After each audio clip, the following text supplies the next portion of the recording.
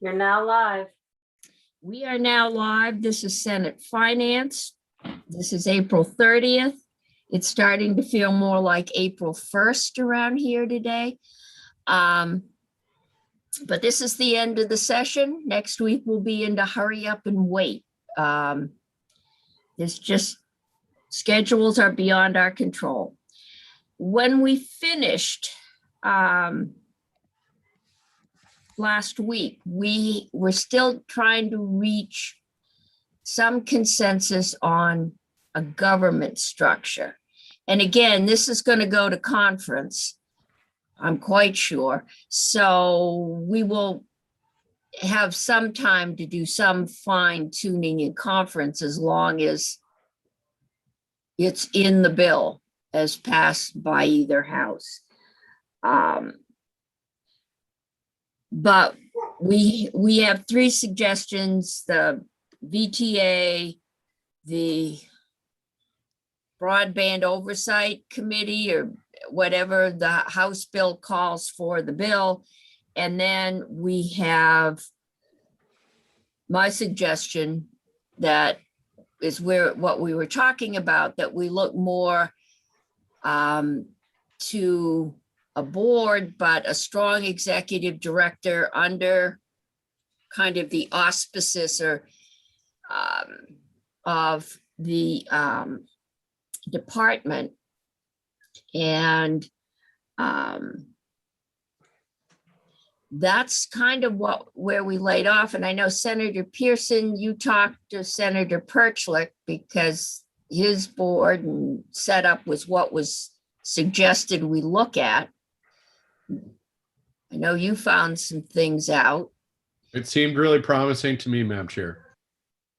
I thought so. And I don't know how far the grant requests go, but the Joint Fiscal Committee just got asked to approve, or silence approves, 2 grants to the department from the North Country, whatever it is. There's a couple $1 million, it sounds like, for a broadband specialist. And I believe they were going to look at someone that had some financial expertise. So as soon as, that goes through, there will be at least a second broadband person in the department. And then we can, and hopefully they can use the department for staffing support, typing, all that good stuff. So Senator Pearson, you. Yeah, so would it be helpful, Madam Chair, if I just described what I understand Senator Perchlik's set up? And Yep. It's unfortunate to the poor senator that we reference him, but he does happen to be this guy at the department. He is the unique. Yeah. But So we're trying to set up something unique. So the Clean Energy Development Fund Board is, I think, 5 members, and it's evolved a little bit. But basically, you could picture the governor appointing 3 people, the House and the Senate 1 person, something like that, in a board. Then Andy works out of the department. He, gets IT and HR and all that through the department, which he said was really important in that way to embed, otherwise you're just harassing whoever this person is to come up with all of this tech and administrative stuff. The question becomes, where do you draw the line? So Andy is hired by the board, could be potentially fired by the board. He's reviewed by the board, and the funding and the project are approved by the board. And then he's the executive director or the director of the fund, I guess. So, and one of the examples he cited, which is part of the model, was the reason for independence, and it's different in clean energy, but not too different, is the governor has a friend in some town that wants a solar array or something. Governor talks to commissioner, commissioner talks to Andy, and commissioner says, geez, it'd be super if we could have a blah blah blah in such and such a town. And Andy gets to say, the board didn't approve that. Like it's my hands are tied. And so you've removed the raw politics right away. And he cited that as a clear example. So I like that. I must say it sort of had a lot of benefit. It's got some accountability, or depending on how we structured the board, could have, I would be tempted actually to give the governor majority of the board, but it would allow us, some input. Some of the questions would be, is it totally set up the board and they hire people, or the commissioner hires people and put them under the board? Some of those I don't know. The other thing is what Andy said, that at the beginning, the Clean Energy Development Fund Board worked all the time, and they were a volunteer board, and it was really ridiculous. They were approving each project, and now they just approve a plan that the director brings and fits the projects into the plan. And so the board's not engaged that much. I could go both ways on that. I mean, we're not talking about dozens of grants. We're talking about over years, dozens of a dozen CUDs or something, right? So I don't know. But to me, if we went this route, we'd have to figure out who appoints the board. Do they have hiring and firing capacity? I think kind of they do probably. And then are they literally approving each grant, or are they setting up the parameters that then the director drives the grants through?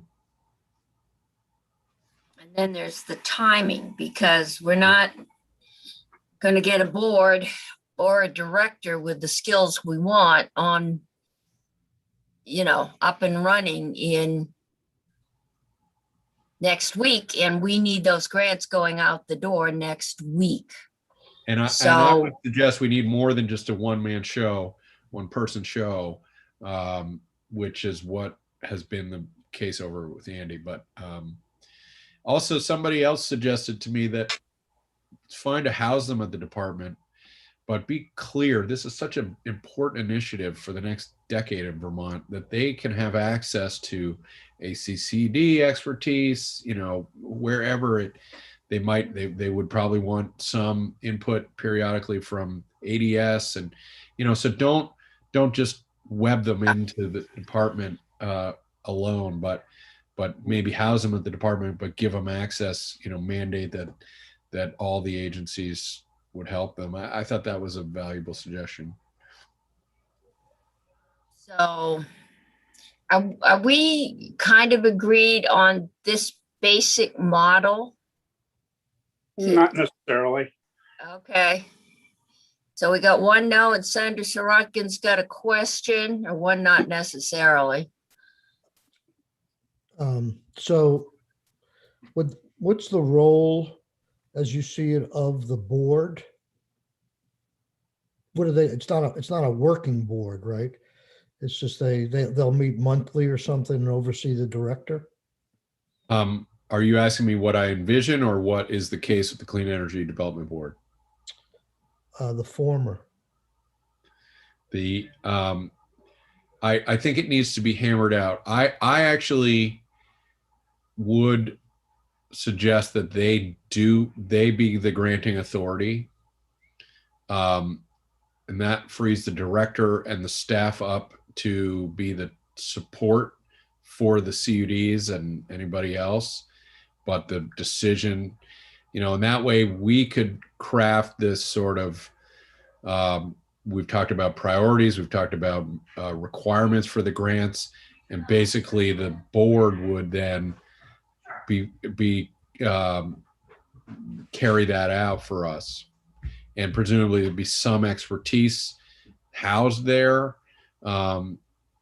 Maybe we do want to give them some sort of stipend that's more than the $50 a day, but I don't know. Those are big questions, and I don't pretend to have it all fleshed out by any stretch.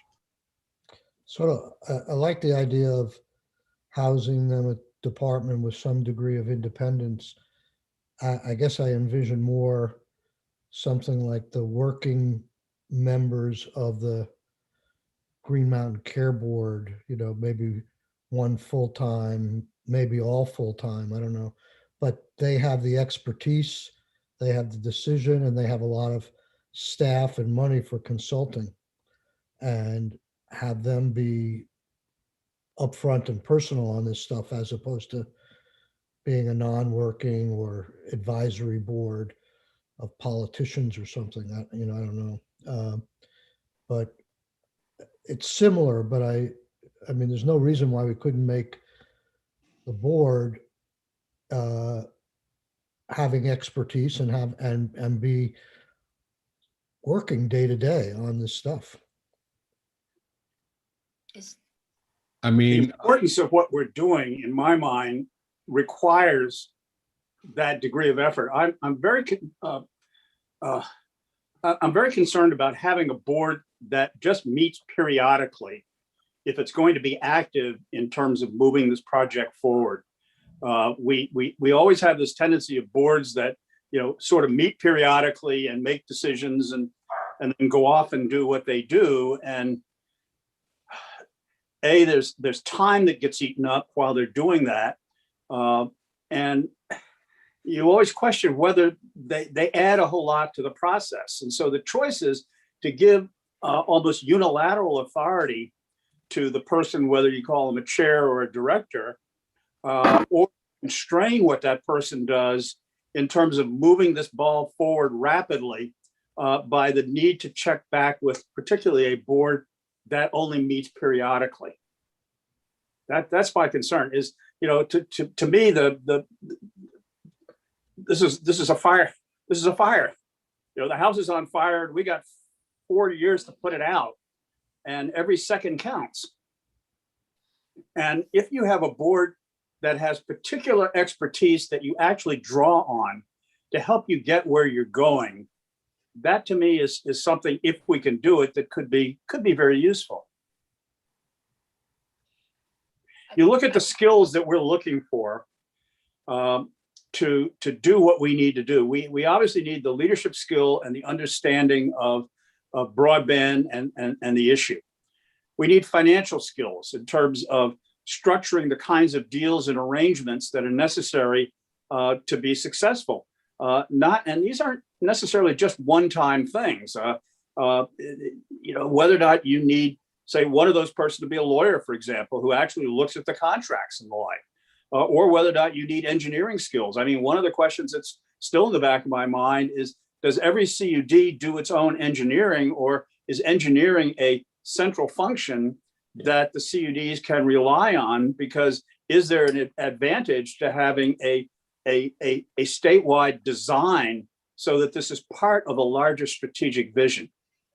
So that, to me, again, is another issue to think about as we try to structure whatever the governing device is here. And then lastly, and I bring it up, and I know that mine is a minority position, and that is the breadth of this function and the breadth of what we do, whether it is broadband only or whether it's much more focused on telecommunication and the interrelationship of these. It's not just, to me, broadband and a CUD putting up fiber. It's things like resiliency. It's things like depth. It's things like the connection between it and mobile wireless. And by mobile wireless, a lot of people have written me about mobile wireless and think that what I'm really advocating is that we use wireless in lieu of fiber, and that's not what I'm talking about at all. What I'm talking about is cellular connection, which is an important issue. Now, it may be that we say, hey, this is best broken down in chunks, and maybe the first chunk you take is broadband, but you put that other piece on the side to be added once it's up and running. But that's a subject of discussion. But I am concerned about being too narrow and being too narrowly focused on CUDs, because if you look at where our broadband is coming from, the majority of our broadband is not coming from the CUDs and is not going to be coming from the CUDs over the next 5 years. It's going to be coming from many of the legacy providers. And there is an effect that what we do will have on that overall picture, and also on the Vermonters who are getting those services. yes, I realize there are preemption issues, but I'm hard pressed again, as I think about Chittenden County, for example, of picturing the CUD dealing with the outskirts of Burlington or South Burlington to bring them broadband from their locations far outside of what's envisioned. I'm having difficulty conceiving of that. I think what I've been hearing, at least probably what I'm thinking, is that right now we've got X amount of money and it's pretty much focused on broadband. I think we all know that we have issues with resiliency and cell coverage and other things. And so that gets in, but right now, all we've got is the ARPA money to pay for this board. If it's going to go beyond ARPA, we're going to need to come up with state money. And I'm very sensitive to the governors not wanting to set up a bureaucracy. So I would envision our focus being on broadband, knowing full well that we've got to go into, we're going to have to go back to E911 and cell phones. And I think you all got copies of the email that June Tierney sent me from the consultants and the plan, because there was an engineering standard in there they felt would work with the interconnectivity. There were, I thought, some good suggestions that Is this something that through yesterday or today? I got it yesterday. I asked Yeah, Faith to send it out to you yesterday. Okay. It's in there under all of those cell phones. Senator Brock, are you responsible for we have too many towers and too many wireless, and please do it all on fiber? I guess they don't want us to do it on 5G. So I've been showing everybody we're doing fiber. Yeah. I've got Senator McDonald. Madam Chair, Senator Brock, I'm only speaking to the broadband remarks that Senator Brock was sharing with us. I'm not dismissing the others, but that's all I'm speaking to right now. The various CUDs are in all different stages of progress.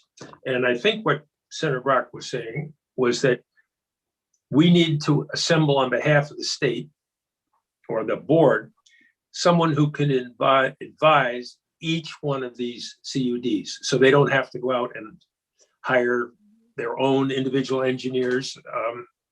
And so that they don't have to do what EC Fiber did, which was kind of work its way through and be a 20-year overnight success. They need to be able to answer questions that all these CUDs are going to have, and have the same people answering the question from one CUD to the next.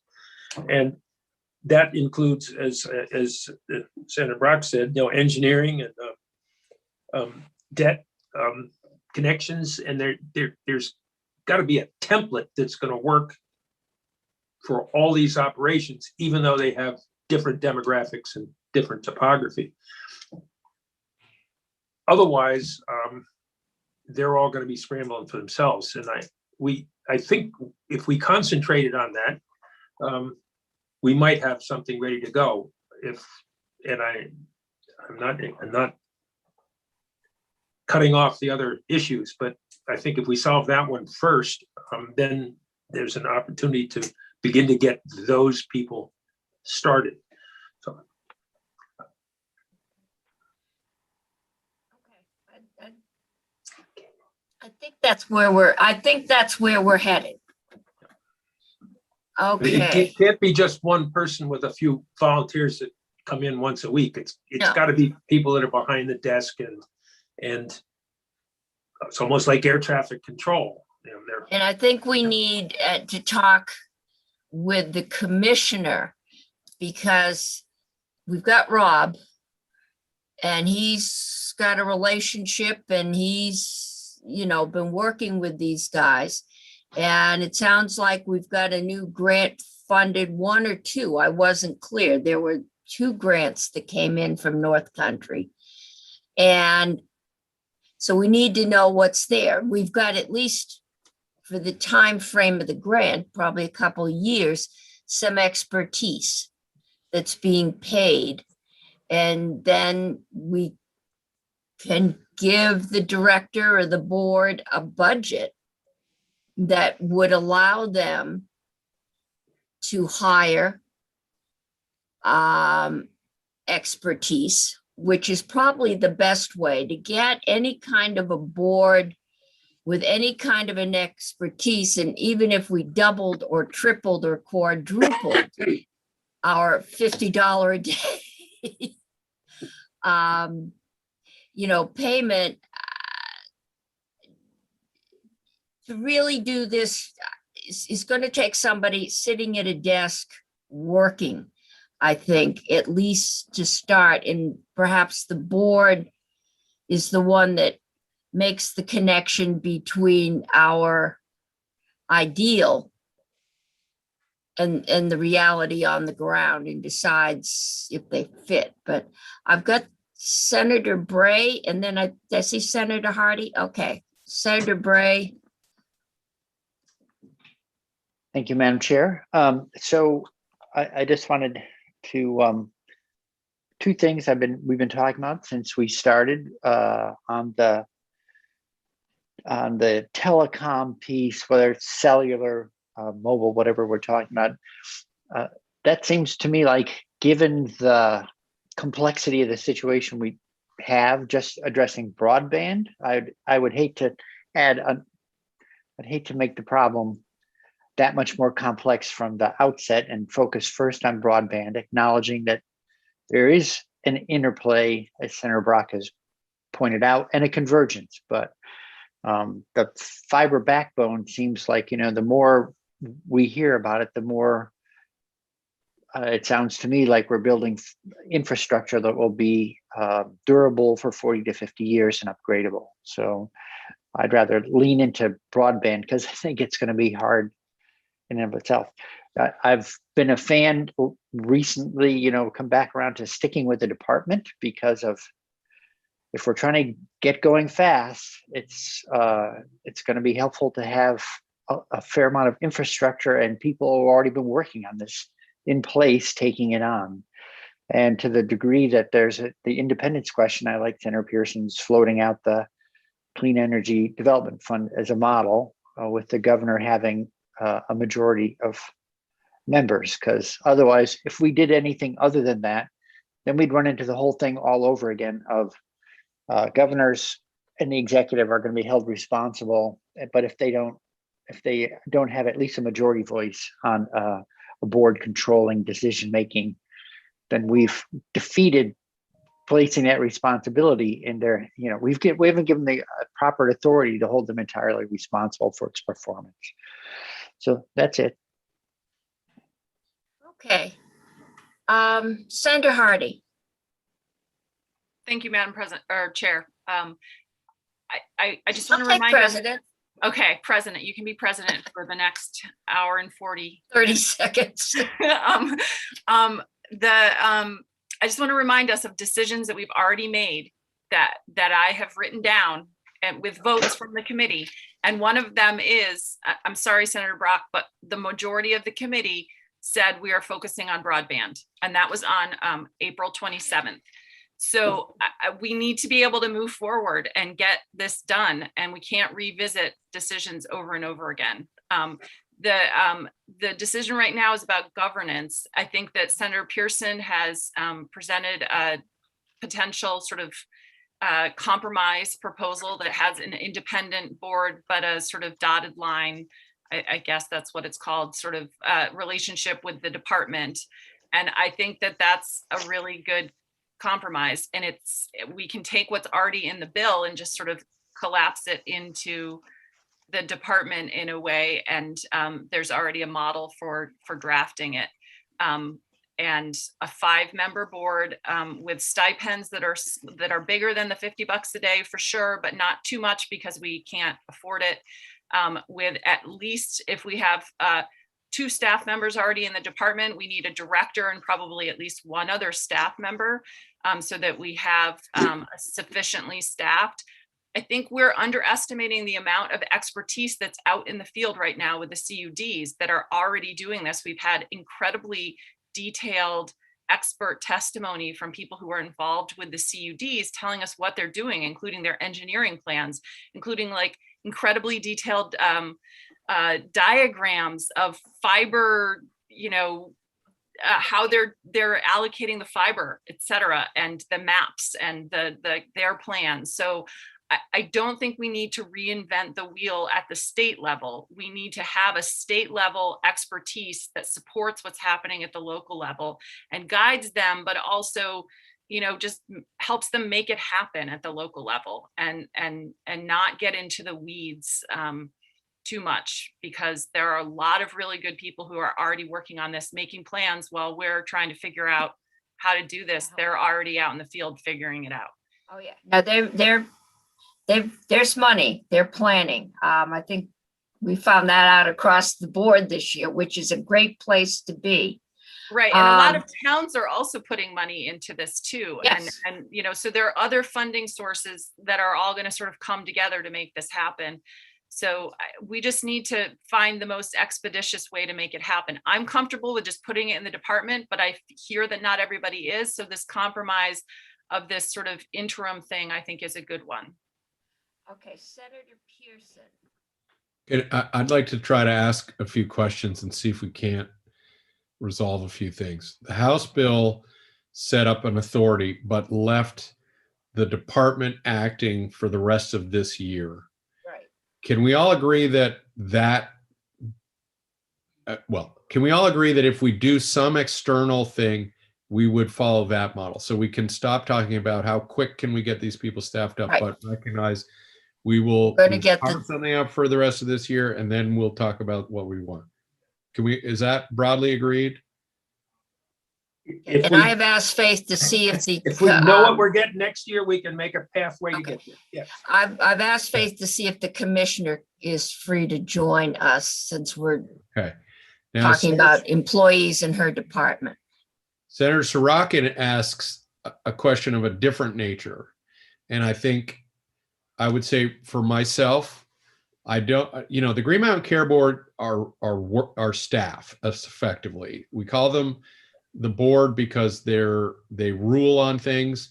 They have a lot of staff under them, but they are the chairs full-time. The rest of them are 2/3 time. They get paid like we pay judges. That's a significant job. They report to work every day, let's just assume, okay? To me, that's not what we need. We need staff with expertise, and we need oversight of them that is also got some expertise, but is maybe retired expertise, meeting once a month, something like that. More of a nonprofit standard format. To me, I would say put the expertise in the people that are showing up every day and work clearly under a director and answer to a board. But that's a pretty big question that we should figure out now before we waste a lot more time and see, I don't know, maybe people don't agree. No, I see the board as being the link to our broader picture or our broader vision. The only way you're going to get expertise is to pay for it and have it be any good. So you need employees, and they need to be state employees, so they need to be housed somewhere. I don't know. I mean, to me, we could pay like the Green Mountain Care Board. But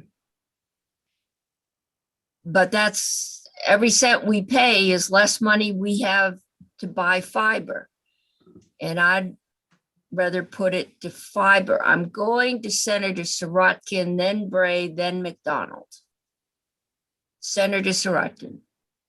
So I could hear the appeal of putting money towards fiber over people, but when you talk about the proportion here, we could probably have a fairly good functioning, whatever it is, for $1 million a year for the next 3 years. I have no hesitancy putting $1 million of $150 million towards some capacity there that has expertise and leadership. And I look at some of the people on the Green Mountain Care Board, and I could go to them for information on healthcare.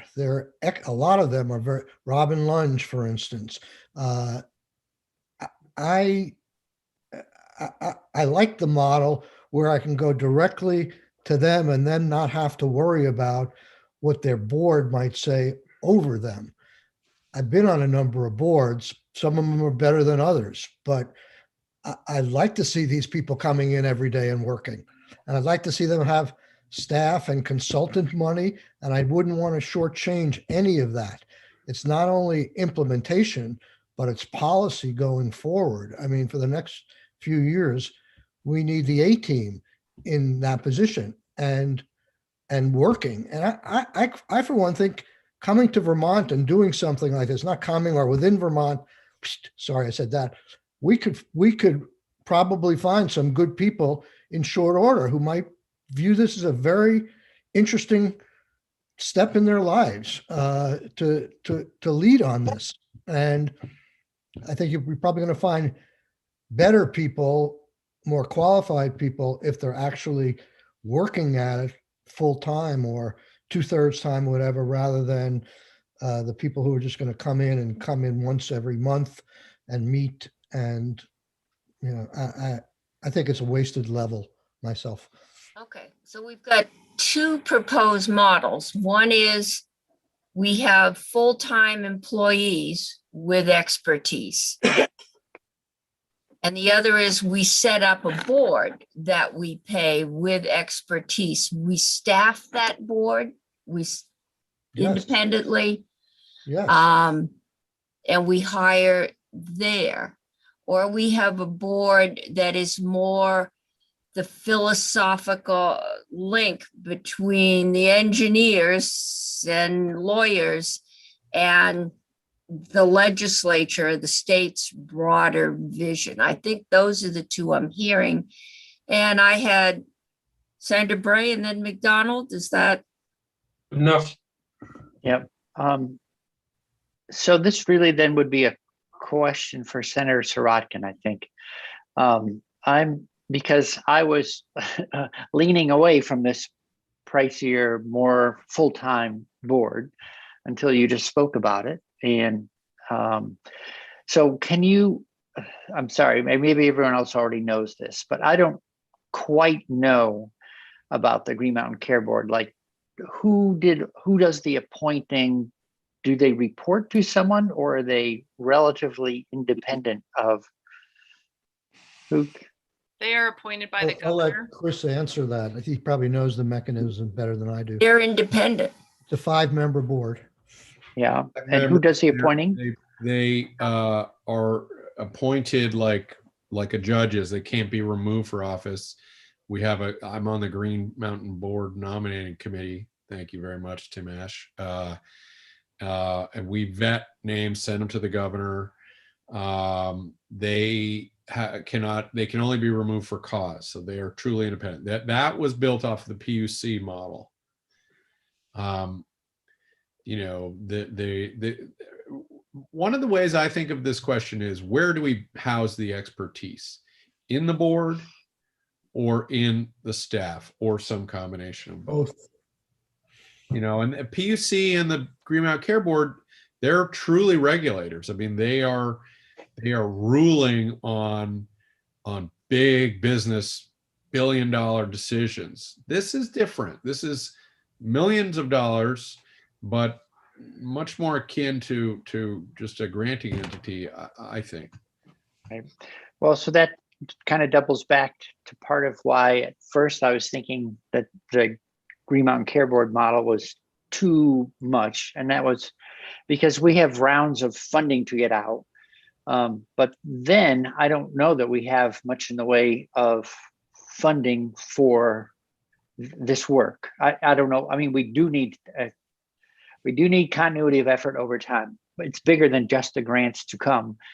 But whereas the healthcare industry is the entire budget equals the size of state budget every year. So there's so much more money in play, so many more people, that I understand why they are such a, well-funded and freestanding board. I'm just trying to reconcile those two.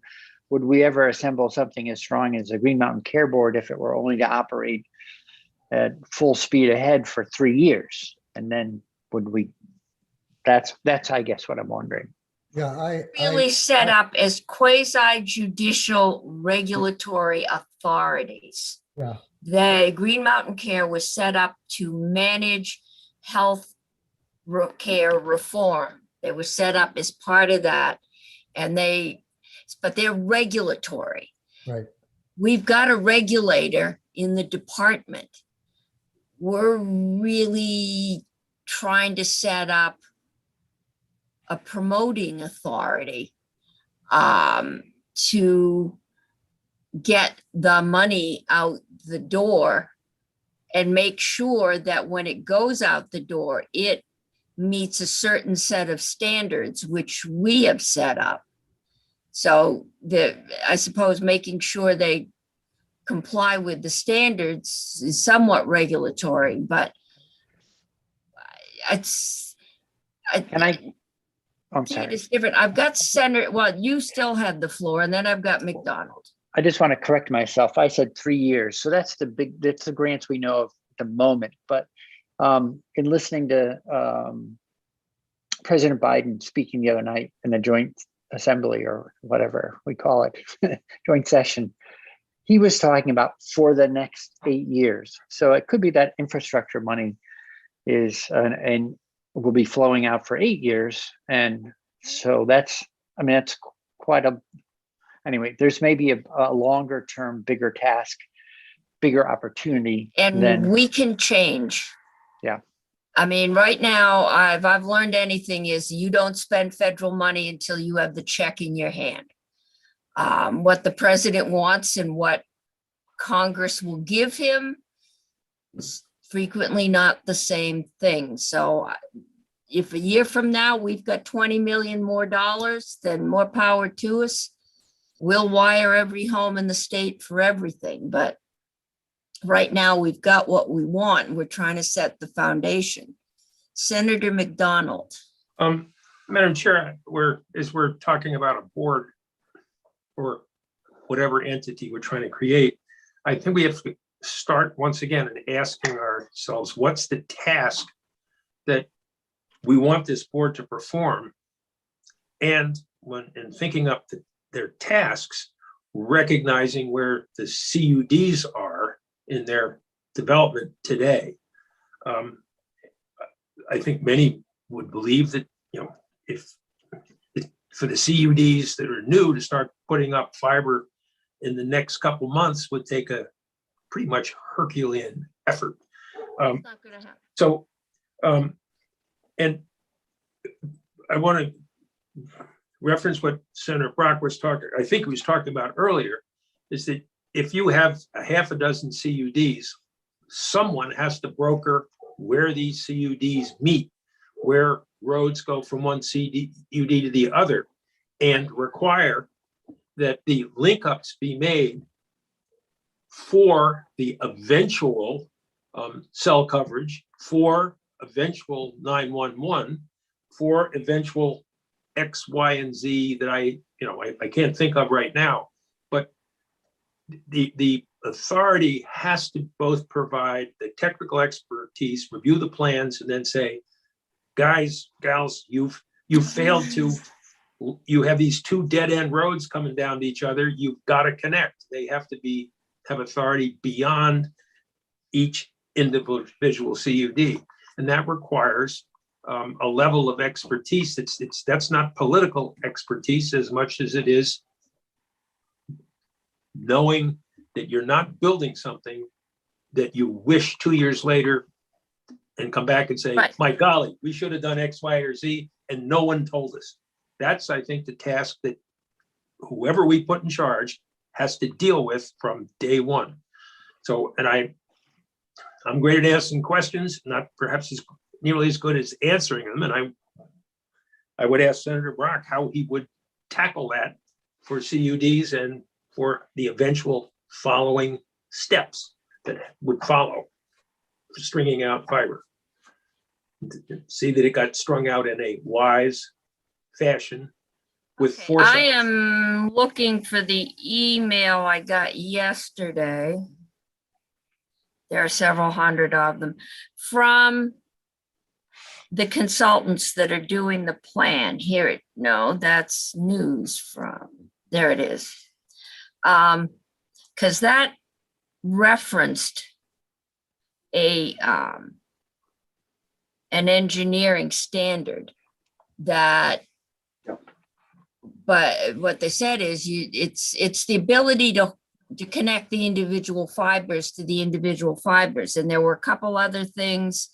Networks must avoid remote host isolation, must meet requirements for fiber routing, switching, hubbing facilities, egress and backup power, must provide resilient long-term, yeah, that's 100. Must it have extra strand. It's Faith got it out to you shortly after I got it yesterday. And it just says Thursday. It's the adoption of statewide standards. Yeah, it's a statewide standard. So that you have connectivity, and you may have individual actors who are involved, but you want to make sure that you have a statewide system. And somewhere there's got to be oversight. And in my mind, there also has to be a strategy component to all of it. This isn't somebody who could just execute having a bunch of people string fiber and put it together. There's got to be an aspect of vision, an aspect of overseeing or creating and ensuring that there's standards. It's a collaboration between all the actors involved and facilitating that.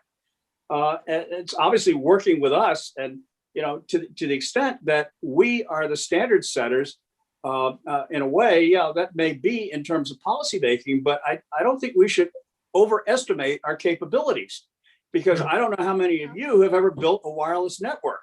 I haven't.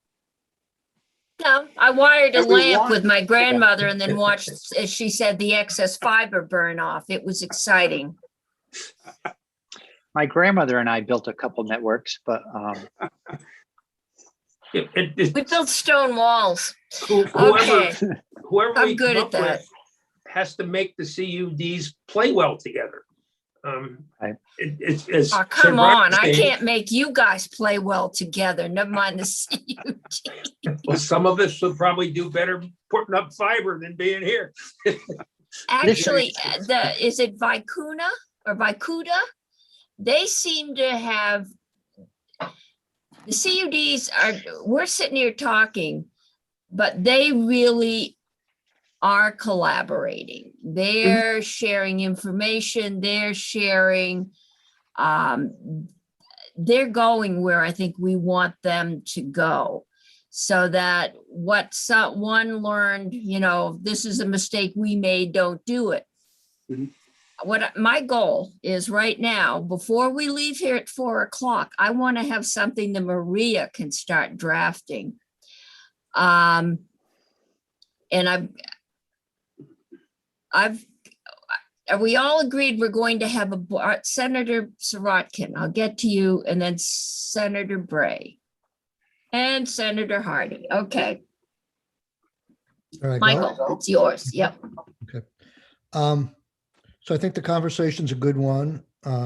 Senator Pearson and I are not agreeing, but we're not that far apart. And I feel like Senator Bray's on a yo-yo here as to, what's important. But I think it highlights, the pressures. And, in terms of a working board, I wasn't envisioning the size of the Green Mountain Board. I was thinking more like a chief person and 2 half-time persons, which is equivalent to 2 full-time people versus 5. Clearly, the this problem or this world is nowhere near as big as healthcare. And they have to do adjudication. They have to do rate approvals and things like that. There's less to do, but all things being equal, I would shoot large. I mean, this is an important problem. We don't want to shortchange this to save a few $100,000 in administrative costs. And we want a high profile of people who are out there, who are expert, who are leading it, not necessarily staffers, though I would strongly recommend that the board itself have staff, have lawyers or a lawyer and technical people as well. But there's no reason, there's no financial reason with $150 million out there to shortchange the leadership of this program. And they have to advise us. This is going to be an evolving problem. It's a very dynamic world. Let's get it right. Let's not look back and say, oh, we saved a couple of $100,000 and we didn't need to do that, or we could have done that. So that's where I come down. I think the advice we've gotten so far is to have one person that is responsible, that can be held accountable. You can't hire hold a volunteer board accountable. To be very clear in our expectations and standards, to give that person or persons, and I think, the staff, he, she, it, or they need to do the job we expect them to do. I don't think anyone's talking about shortchanging. I think the question is, where do you invest the money? Do you invest it in a couple of part-time people, or do you invest it in some full-time employees who are there working and are hired for the expertise? I think we're decided we've got some kind of an executive director to pull this all together. And then I think we've got some kind of a board. I guess the decision is, where does the technical expertise lie? Does it lie in the board? Do we pay the board? Or does the board be more of the big thinker that will look at the grants, listen to the advice of the engineers and the lawyers, and those folks can also consult with the CUDs. And then what they're really doing is they're approving grants. That's their primary job, is to get the best grants we can and approve them. And I think that's the decision we've got to make. I've got Senator Bray and then Senator Hardy. Is that okay? So Senator Sirotkin is so persuasive, now the yo-yo is swinging back a little bit. No, I think, you're when you said, well, one full-timer and two half-time, that's a very different image for me and a cost structure than a 5-member full-time Green Mountain Care Board. So so anyway, I'm thinking that is a useful thing. Exactly. And I'm also thinking there must be people that we could talk to, I don't know how fast, who have dealt with something like this before. I mean, in other regulated industries, like could be Senator Hardy, or it could be someone in the industry. So That's the trouble. You can't make signs behind their backs on Zoom. I'm thinking about people that were already involved in telecom. Someone from Burlington Telecom, for instance. What kind of, I don't want to start throwing in with any particular person, but they might be able to say, what the workload is like, what the decisions, what kind of staff they would, if they were the lead, the executive director, who would they want as a left and right hand person to help them get that job done? So that's that piece. The other thing is I wanted to, I'm taking a card, I think from Senator Hardy's deck, which is, I thought we made some decisions earlier that we were going to use quote unquote recognized engineering standards to ensure reliability and interoperability. And I thought we also laid down that we were going to do something like quote unquote, as part of a phased plan to achieve universal broadband coverage in a community or communications union district by a date certain. So I've heard those two things float back up again today, and I thought we nailed them down. I So, don't think we nailed down the date certain. I think what the CUD said is they can have a plan, but they've got to come up with the money. And at this point, if we don't have enough grant money, they're going to have to earn that in revenue to go out. And and some of that gets to be your uptake rate. And they talked about, Christine did, was it, you have to have at least 3 people a mile, or it doesn't hit any business plan. Right. Well, What does this have to So- do with the governance structure? yeah, it doesn't. all I'm saying is they came back up again, and I was trying to say, I thought we decided as opposed to I reopening. don't think the date's certain we did. Okay, Okay, so we have an executive director. The decision is, are we going to have expertise be in the board? Or is expertise going to be in employees? And we also have the stranded employees in the department who, it has been pointed out to me, we may be moving them around, but there's no guarantee they'll want to go. But they're there, and I've asked, we're trying to trace down the commissioner just to see, before we start moving her staff around, how much power we have. I think that is probably under the executive branch to decide where staff goes. We can tell them we want it staffed, but we may be getting in over our heads. So Senator Hardy. Thank you. I think it's, as a couple people have said, it's really important for us to focus on what the task is that needs to be done here. We are not trying to lay this fiber and even create the plans at the local levels. That's what the CUDs are doing. That's what the small telcos are doing. This group is trying to distribute federal funding to the local level. It's a granting organization. It's not a regulatory organization.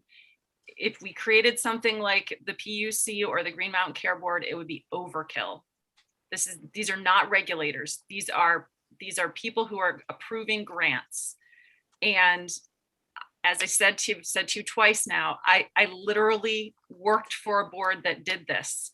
And we had a certain amount of expertise at the state level that then helped the locals, approve money and helped them see out their plans that they put in their grant applications.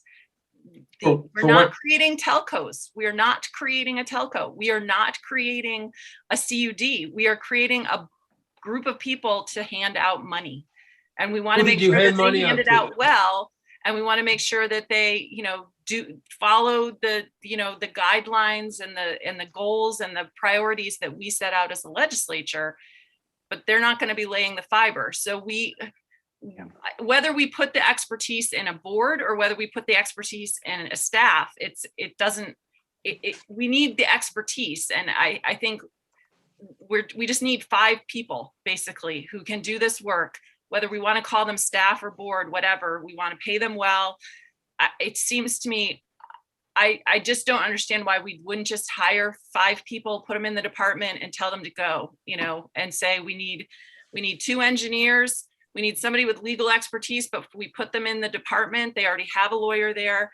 we need somebody with granting expertise and finance expertise, and then we need an executive director or whatever we want to call that person that oversees the whole thing and who we can hold accountable and that the governor can fire if they don't do things well. So it doesn't seem that hard. And yet we can't seem Who to did make you, a decision about Wait, it. who wait, did let you her send money finish. out to? Pardon Who did me? you send money out to in your organization? What We was sent- the? We sent money out to local, essentially CUDs. I mean, they were local organizations that were focused around education. So they were trying to get the equivalent of broadband service in the late 1990s to school districts, technical colleges, and universities across the state of Wisconsin. Did that. That's what the Northern Looper did. And we had 2 engineers on the staff who, you know, laid out all the maps, and we tried to figure out, like, how do we want to do this? It was, and we gave away grants, and I think it was $100 million because this was a different state with a bigger budget. And it was, you know, that's what we did. And we reviewed grants, and we worked with these local entities, and we helped them coordinate, and we helped them answer their questions. We did all this stuff. We didn't, I didn't know what you were given, what it was. Yeah. Thank you. it was called the Teach Board. And I'm not Technology for even, educational achievement. It was literally the sort of like 25-year ago version of this. And things have changed, but the ultimate goal and the ultimate job is the same: to give out money to make sure these local entities can string fiber and the current, you know, technology, and make sure that we're connecting the state to the unserved and underserved areas. And I would suggest that we might not even, we don't need to decide what kind of expertise is needed, because we don't know what's out there at the local level. We don't know what's available in state government per se. We don't have time to find out. If you have a strong executive director and you tell him, get the staff you need. We did it today with joint fiscal and IT. You can hire it, or you can contract for a consultant. We contract for a state economist because we don't need them sitting there every day in the office. You tell the director, you are responsible for getting the technical expertise you need. This is your budget. You can contract, you can hire, you know, you do it. And if it's wrong, the House had what, 900,000? I think we've been thinking about 1 million. That sounds like a nice round number to start with. Again, we've got to come up, and we can probably model closely to the House on what happens this year, because these folks are waiting for that check to start stringing. It's raining now, not snowing, so it's time to think about getting out there. We're into the building season, and we've got to let them know what's coming. Senator Bray, everybody just switch places. Quick question. So I'm just thinking back to how we talked about this at the end of, at the beginning of the week, timing wise. So what's our goal for, I'm just feeling like it'll be helpful for us to set our own hard deadline to get it out, and then it will The just deadline that help. was given to me was today. That was before they stole yesterday. Well, and we know it's going to conference, as you pointed out before, Madam Chair. So I'm not encouraging us to be sloppy, but I'm thinking if we're reasonably close and we're going to conference, we'll have an opportunity as it's moving into that to pick up a little more testimony here and there to fine tune the proposal. Well, how many amendments did we have to the budget today? 23, something like that. I don't know. I lost count at 13, but a lot of those are technical tweaks. fine tuning. And then, yeah, and we're gonna go and we're gonna hash this out with the other body. So we need a basic framework. We Right. can take their board. And I've got to go back and look and see how much power they gave their board. We're going to say, no, we wanted a director that's responsible. And maybe we will have it, appointed by the governor. So the governor's got some responsibility. Then we'll have a board, and either the board is going to hire expertise, or the board is going to be more us. Like The kind of expertise. we're the legislative authority, or a mixture of us and community members, so that there's a balance. And we're going to hire expertise, which will technically probably be housed somewhere in the department. The director will be housed in there somehow. Or we're going to hire, the expertise is going to be the board, and you've got a full-time board. We already have 2 or 3 people,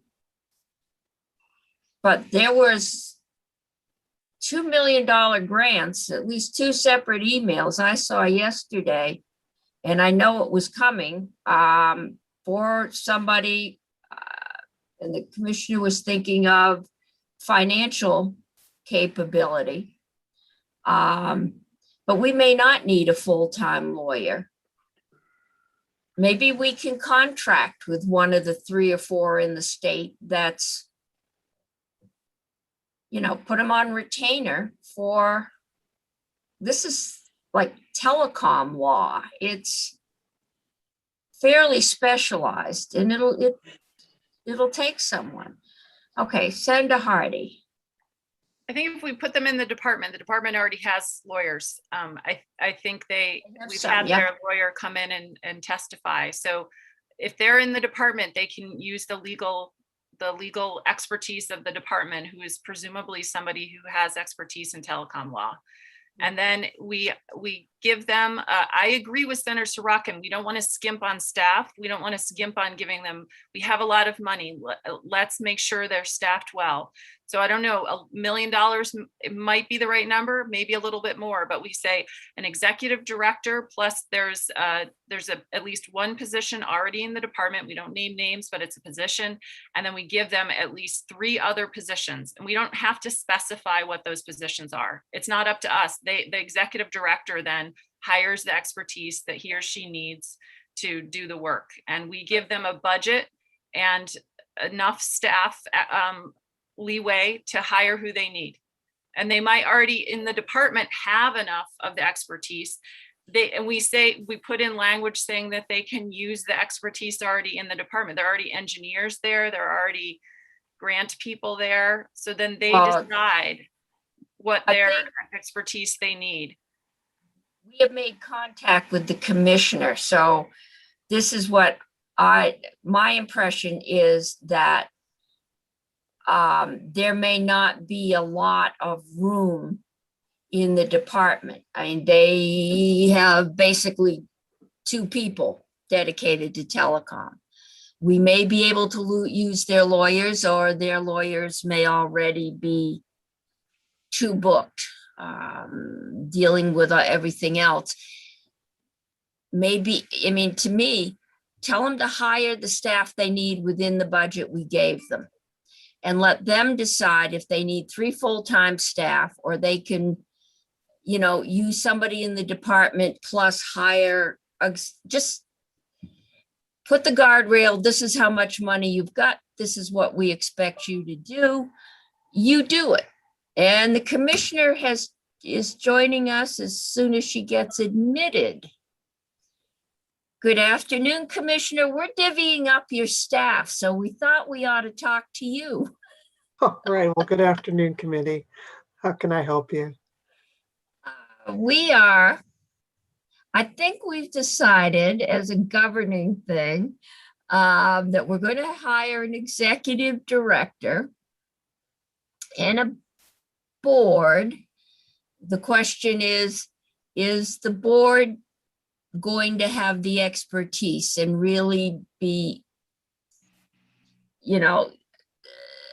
a whole almost department? Or do we set up an executive director, a board that is more the philosophical connection between probably the legislature, the state's vision, and the techies, and put the techies in the department where you already have some? And did you get one, or I saw all kinds of grants go through yesterday. Did you get one or two people? My memory is that we got a grant for one person. We got two grants, but only one of them is designed to hire somebody. We were trying to get financial expertise. Okay, I know you told me that, and Yeah. so I saw the grant go through. So you've got two people there.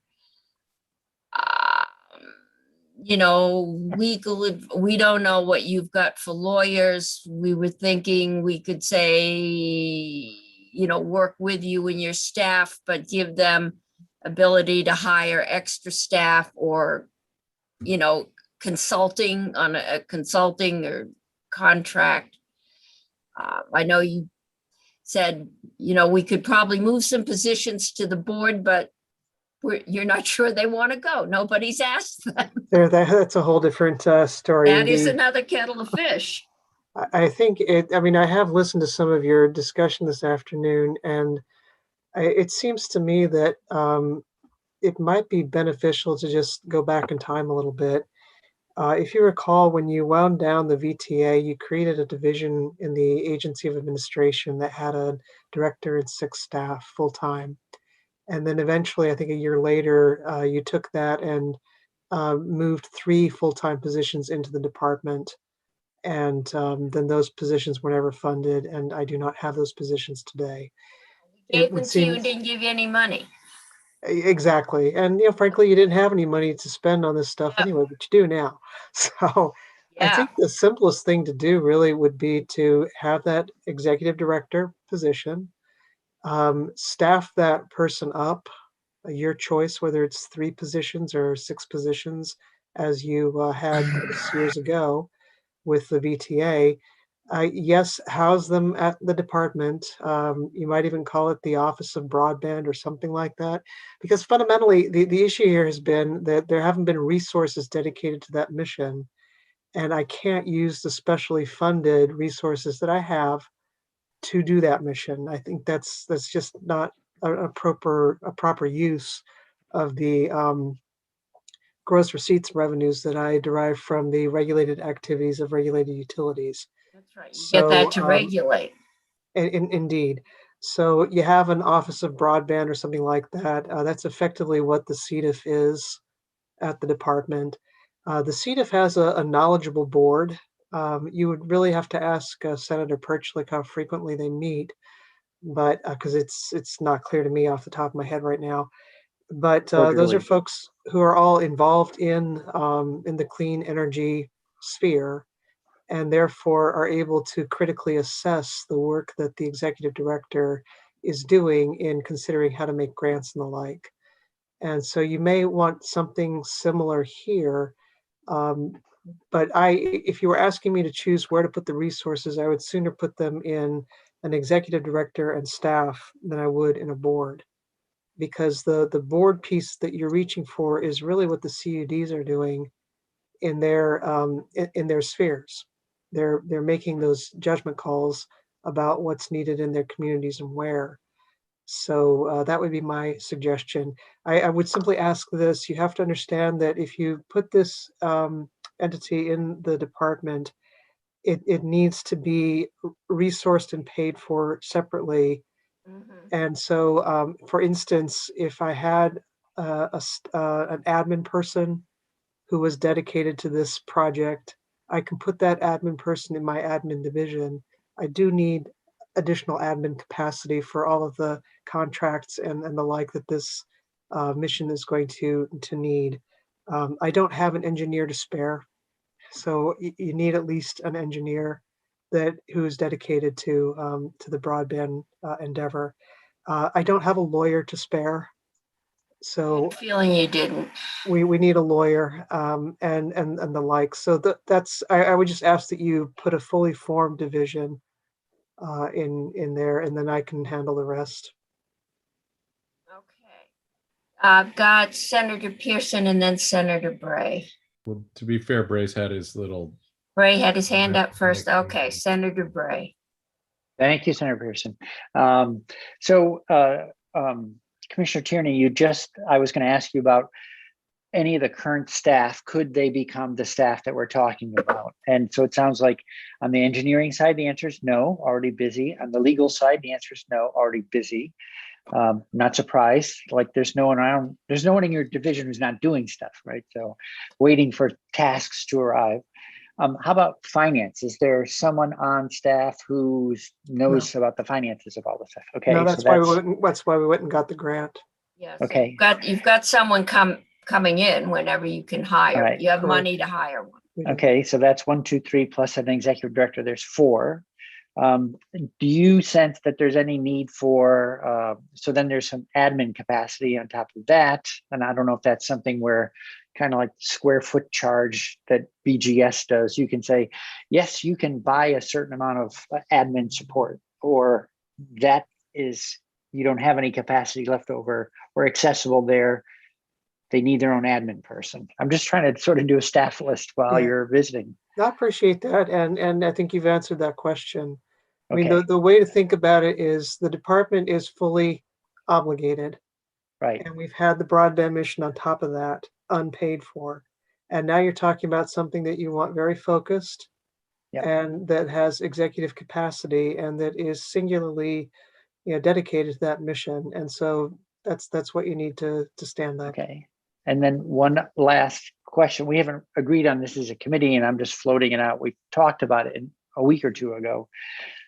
Marketing communications outreach person, because all the CUDs need to be able to talk to all their potential customers and bring customers on board, and that's something that's going to happen on every one of them. So is this another sort of core staff task that could, instead of asking all of them to figure it out and make their own version, that they could benefit from a central staff providing that service to them? For sure. I mean, to be clear, what you just described is something that we don't do in our regulated worlds, right? So I don't have that kind of that kind of functionality. I'd love to have a comms person. Maybe that's been part of the issue that's bedeviled the department sometimes, but you certainly would want to staff that up as well. I mean, basically, you'd have to think, put together a core unit that has all the functionality that you think is necessary. And I think H360 doesn't specify these things, but it provided authority for the VCBA to do such hiring as they thought was needed. So, but I think you're on the right track. Okay. And then a quick thing about the executive director. So the executive director, would you ordinarily say, the best way to handle that kind of a position is let that person make their own hires because they're assembling a key team? That would, if I were going to apply for this position, I would hope that I would have that kind of authority. I really would. Sure. And I don't think I think what I would do, Senator Bray, is I would do the math the way you're doing it right now and not specify the positions in statute, but rather specify the budget with that sort of as a guideline underneath. All right. And if I may, so we're talking about a board. What kind of what's the most useful form of a board for a key sort of executive staff like this or focused staff? Like in what way does a board provide value? And how often do they need to meet, that kind of thing? Who are they? Well, I think that the board is a living, breathing version of what you would otherwise do by statute. And I don't think you have the time to draft a statute that could so comprehensively instruct an executive director. And I don't think it's desirable. because you have to plan for the need for people to deal with facts as they come up and situations as they come up.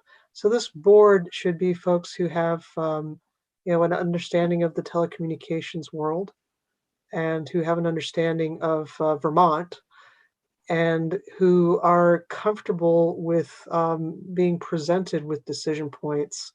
I have in mind, for instance, the VITA board that I sit on, where it's a pretty large board, and they have an executive staff that prepares packages for loans and the like, and they present that to us and explain why they're recommending this financing decision or that financing decision.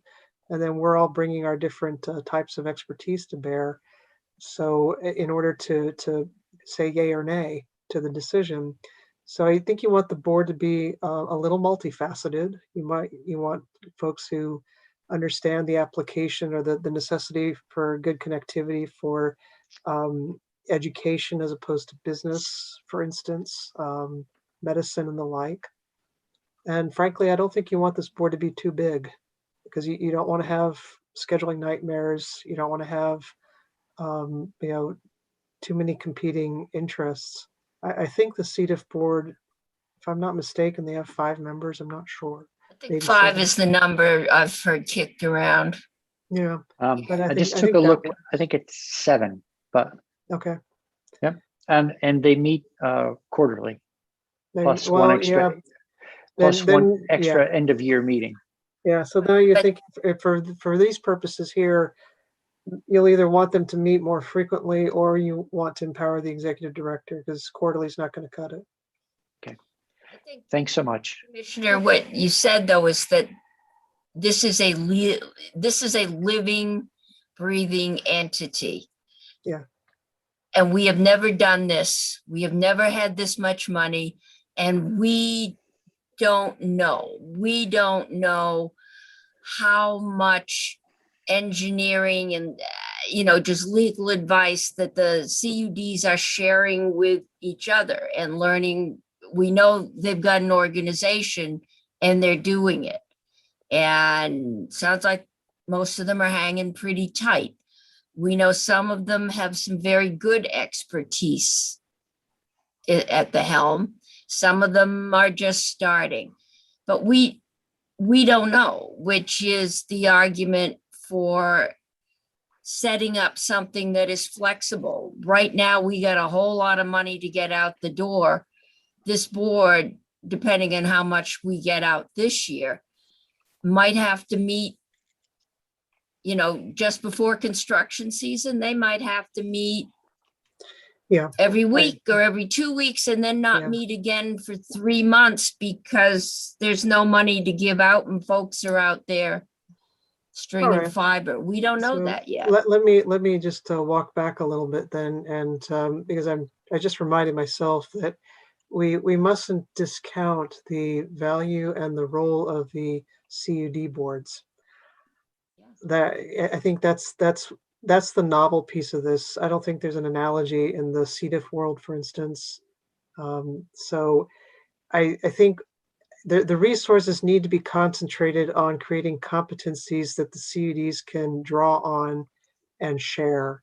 That's what they need. And I think that was the vision of H360, is that you create a sort of hub and spoke kind of arrangement. And at that hub, what you need mostly is the sort of leveraged expertise that the individual communities don't have: engineering, financing, and the like. The board, maybe what I should have said in the first instance should be more like a living, breathing check on the executive director and where the whole CUD enterprise is headed. And so, you want to push down action, executive things to the CUD level, and you want them to have a place to go when they've run into a block because they don't know what to do or they're unsure of themselves. And that's what this broadband office, I think, should provide. What I think I've fairly described now is what Rob Fish has been doing for the last 2 years. And then he in turn has been something of a repository for lessons learned and information that gets disseminated statewide as a CED may need it. And that capacity needs to be amplified given the amount of work now and the dollars that are available.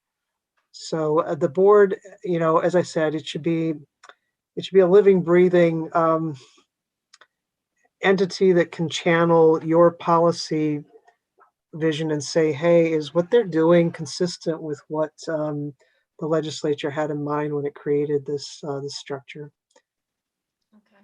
So if somebody started running wild and putting 5G towers all over the place, you might That might want to be a have a problem. check back to see if that's really what we had in mind. Okay. Senator Brock. Commissioner, just like to explore a little bit your vision of the kind of structure that we've been talking about here the last few minutes. You mentioned that you're bringing in somebody who has financial expertise. Can you tell me, by financial expertise, is it in any particular area or areas that you have a need for and have identified the position, and whether or not you think it will be complementary to what this particular group, whatever we call it or name it or decide how to house it, what it will need? Will it be the same or different? Oh, for sure it'll be the same. I mean, the reason why we pursued the grant was we didn't know that H360 was going to happen, that this whole legislative conversation was going to happen. So I was planning for the future and realizing that we needed more capacity and that we needed to be able to help the CUDs with thinking about creative ways to themselves identify and secure funding. And as you well know, that requires a certain acumen in the realm of financing that we simply don't have at the department. It's just nothing we do. But we've had a variety of contacts with entities like the Vermont Community Foundation and so forth. And in talking with those folks, it became clear to us that this is a particular way of seeing and analyzing that we need. So we went out and got that money, and it was granted to us in part because folks are waiting to see what happens. That was a good idea, and there's a hope that it can be replicated. And so people are waiting to see what we do with it. So definitely the intent behind that is to further the mission of the entity that you folks have been debating. It's not to do something separate. Well, the question would be then that if that was the purpose for which the grant proposal was submitted, in the event that that position came about, would that position then go to this organization? Well, and under one version, I think it was yours actually, I was to draw up a plan of positions I would transfer and the like. Yeah. And that had certainly been my intent, yes. Okay. And I think over in the House end, they already have their mitts on that grant. So they were envisioning that too. As you look at this organization as we're talking about, or we've been talking about this afternoon, would you think that as an organization that is focused solely on the CUDs, or is it focused more broadly? And if so, how much more broadly? Well, Senator, I would take my cue from whatever law you folks pass. But I'm looking for what your recommendation is. My recommendation, yeah, is what it was a couple of weeks ago when I testified. I think you need a very focused entity on broadband and broadband alone. And the CUDs are certainly the model that the state has been standing up now for several years. And from my point of view, it is not too much of an ask to say to other entities, work with a CUD in order to avail yourself of this funding. That's my view. So I hope that answers your question.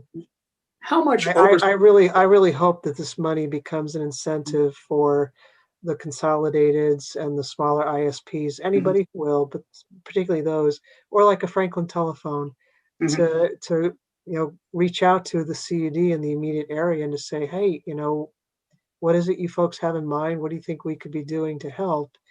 Because at the end of the day, I see a CUD as the repository of the community's will. and the community's assessment of what is needed in order for them to get the connectivity that will allow their communities to prosper.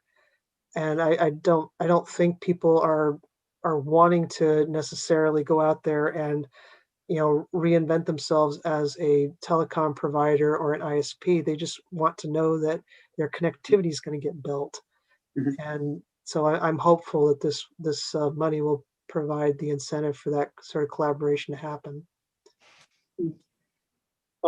What degree of oversight or control over what the CUDs and other providers that, to the extent preemption doesn't prevent it, should an organization like this have? Well, I think that we need to break this down into stages. Right now, the thing to do is to use the money to good effect to get broadband connectivity built. And so the first order of business is to make sure that the plans for spending that money are sound. And I think the consultant's letter that I sent around to the committee emphasizes this point in the last two sections, that there be reviews of those plans and so forth. And that's what this office should do, I think. And then that board that we're talking about in turn provides the check on the executive director and the staff reviewing those plans. And then once things are built, then you've got, the questions of operation and then the other policy issues that you've been focusing on of affordability and the like. But I think we have to do those things sequentially. Is the veto power, if any, solely with respect to funding? The veto power, meaning we don't approve of your plan, therefore no money for you. Right. That's a really good question, Senator. I think, at 3:25 on Friday, not having thought about this question in depth, yeah, it is basically. I mean, keeping in mind that, the whole purpose of this is to get to yes and get to the goal, get it accomplished. I'm guessing that we're going to get past those things because there'll be reasoned conversations. If the department's office, if you will, has an issue with a plan that's submitted, I am going to assume that there's a good basis for that, and I'm also going to assume that the CUD affected is actually going to be open to and welcome that pushback, because it's not like they are they don't have the 100 years of experience that a Franklin Telephone has with a system like this. So, but push come to shove, yes, I suppose it's the purse string principle that controls. Should there be statewide standards? It really Yeah. depends on that are applied statewide that a group like this opposes, or should it be entirely the decision of the individual CUDs or any other entities that receive money to do what they want to do? Yeah, I'm out of my depth here. As a regulator, I would say there are basic things that should be standardized, and I think the engineering letter, or excuse me, the consultant letter speaks to that. That's why I had them provide that to you. But beyond that, I think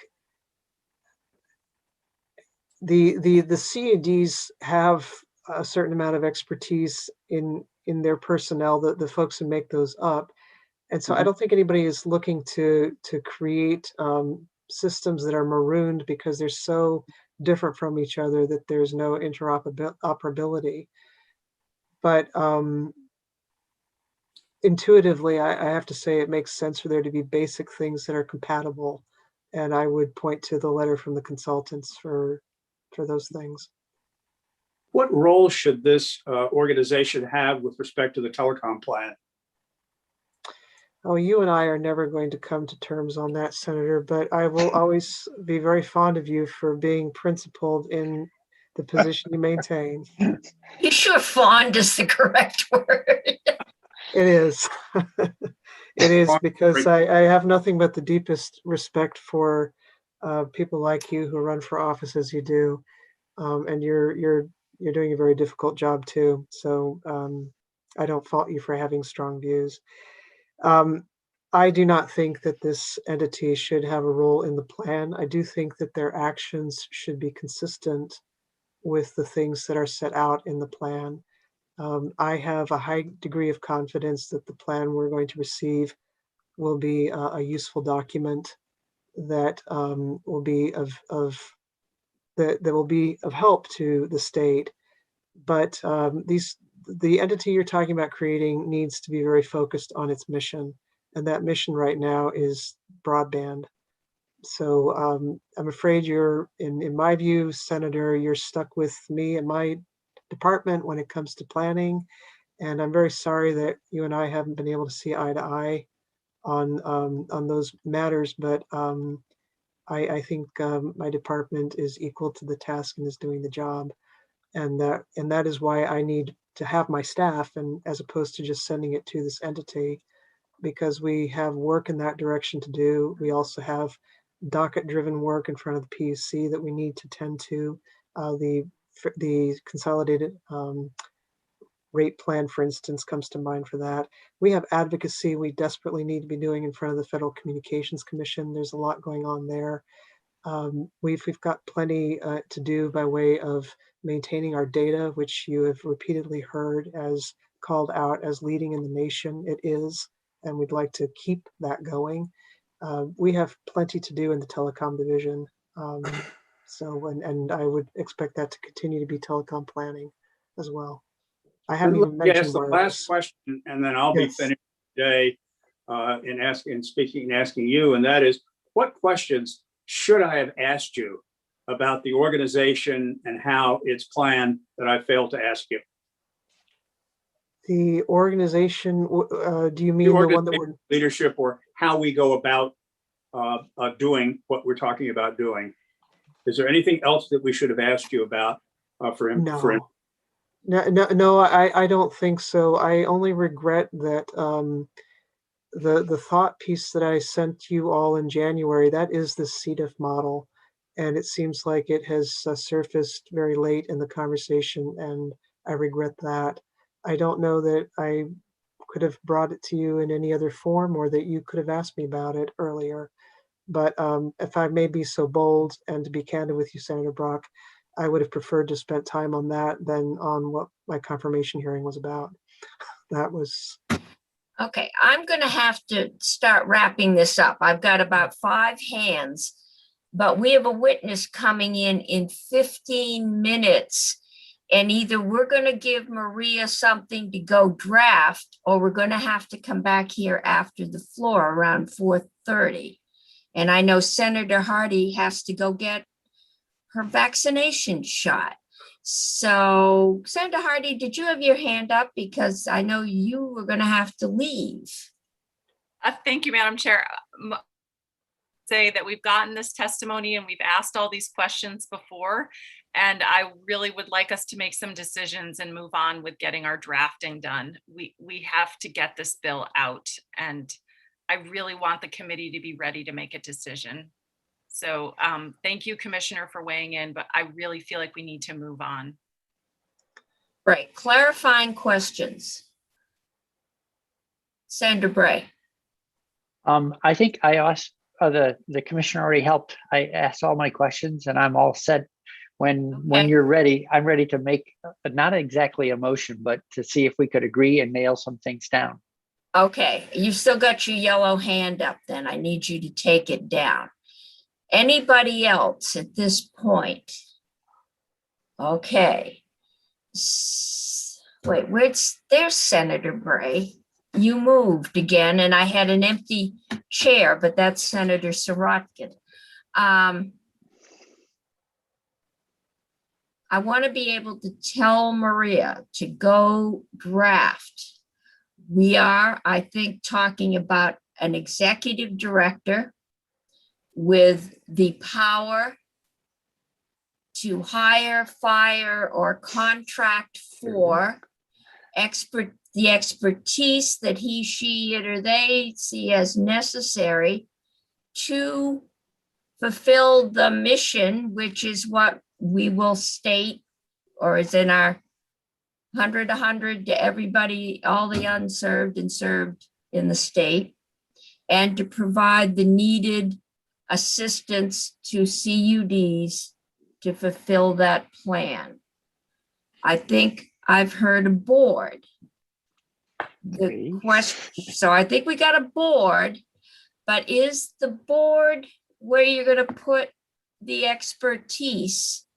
Or is your board going to be more No the board. All right, I've got one no board, Senator Pearson. Yeah, I don't need to have a board. All right. Anybody feel an absolutely overwhelming need to have a board? So we have one person, I think I do. all right. In what role? The board is a degree of expertise that provides a additional expertise and also a check on the executive director. Okay. Agreed. I was thinking of the board, the director and the staff bring the vetted grant proposals with a recommendation to the board, but the board would make the final decision, Granting And the- authority, would have granting authority. I can live with that. All right, can we all live with that? Right. Right. Senator Bray, Well, and I think we're saying we're not looking for a board with all the technical expertise to carry out the work, but just that they're experienced, they're a sounding board, and they're, as Senator Brock said, sort of a check. So the expertise is in the department. Where's Be the nice to have a expertise? board with some expertise, though, quite frankly, as opposed to a Well, board well, Right. But I There's a mean, group like interested typical citizens. board, about the issue. right? Typical And board we- expertise, in my experience, has been you get a packet, you read up, based on your experience, you help make decisions as a group, but you don't. Look, You know, we're but not you all also- gonna you should agree. know what broadband is. Can we just take some time here? Because we're not gonna talk it through. I mean, I'm gonna lose my mind. Either we have a board or we don't. We Put have some a hands up board. in the air. We can. I then think decide I've if the heard board- that. And it sounds like we have a board that is the final say, work, upon the recommendation of the executive director. They are the granting authority. They are also the supervisors in some form of the executive director. I mean, we're giving this guy $1 million. Somebody ought to be watching him. The board, as usual, should have expertise in the following fields. I believe that's in the bill as it came to us, but we can tweak it. And we'll have to find some language. They will be under the virtual authority of the department. And we know we have 2 dedicated staff to broadband there, but the rest of the department is pretty much paid for by regulatory taxes that we put on utilities.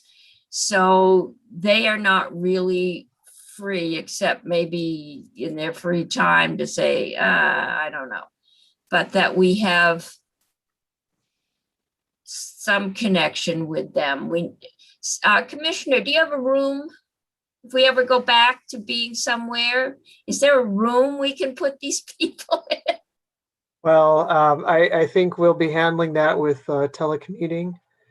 Okay, we're and- still gonna be and- telecommuting, all right. I think we'll have a telecommuting policy that will free up some space. And also, at various times, they've talked about moving our offices. So it's hard to make a decision like this on the basis of, All right, we'll find a Yeah. room. yeah, exactly. BGS will make that We'll give decision. him, Ag's gonna be vacant in the State House, so we'll give him that. Okay. Okay, Senator Bray. So I also think we talked about setting a budget, and then the director uses that budget to do the hires, right? So I don't know if it was $1 million keeps floating to the top. I don't know why. And then the other thing we haven't really Nice said round is number. we haven't really set in this group, a timeline for standing up for the hire and building out a timeline for what we expect to get done when. Well, I would say we've got to get it done up and running probably by the end of this year. I think we're going to be working with the department this year to get this year's grants out, but they're going to need to be up and running no later than January 1st, so they can start getting the grants out the year after. And I would assume we've got 2 people, one in the process of being hired, that who's going to hire the executive director is a question. But Senator Hardy. If the board is just the granting organization and the staff are going to do all the work and have the expertise, all we need to do is we need to get the staff, the executive director hired, and then that person needs to hire the staff. This can get up and going much faster than the versions that we've talked about. So the executive director could be either hired by the commissioner or hired by the governor, but just get that person hired and start getting stuff done. Appoint the board could be a 5-person board that's already in there. That's the commissioner, the ACCD, another appointee by the governor, and one from the House, one from the Senate. And we don't have to wait for the board to do everything. No, we don't. And I think getting the executive director hired. If all the board is going to do is approve the grants, which I think is fine, I'm okay with that. A board that does a ton of other stuff, I don't think we should go down that path. Okay. Maria, have you got enough to bring us a rough draft? Are you available on Monday at noon? I am Okay. available at noon. So can I just ask one clarifying question? Only Because one? I think, yes, what am I supposed to do? You have my phone number, right? Right. So we kind of started the conversation, or you started the conversation, you're talking about the Clean Energy Development Fund model, and maybe relying on some support, some support from the department, somehow using that. But then also, I think the commissioner was explaining, because of the way the department's funded with the gross receipts tax, and because of their other obligations, that there really isn't legal, financial, engineering, administrative support available. Yep. So, and this is a question. So do you still, maybe what is it that this executive director and staff will be using the department for, if anything? Or are you thinking more independent now, not an office within the department? That's the one thing I wasn't really clear on. Thinking independent. Okay. I think we've got some crossover because there's 2 folks that are being hired by the department. And I think I'm comfortable just saying the executive director hires what he needs to get the job done. And our focus should be on telling him what the job is. Okay. Right? Okay. So I think I understand a little bit more about the independence. And then, so have you decided who hires the executive director? I heard maybe governor, maybe the commissioner. Final decision there. I know there was one complaint about the VTA was the governor was going to be held responsible. I mean, who's responsible? We don't hire. Let's have the commissioner hire, because the commissioner has expertise in the field. And that governor appoints a commissioner. So the buck stops with the governor through the commissioner. The governor can fire the commissioner. No offense, June, but it's the way it works. Please, I keep trying.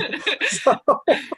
Does that work, June, or would it be better to kick it up to the top floor? I think that's why I exist. I'm the executive, and I can do that. Okay.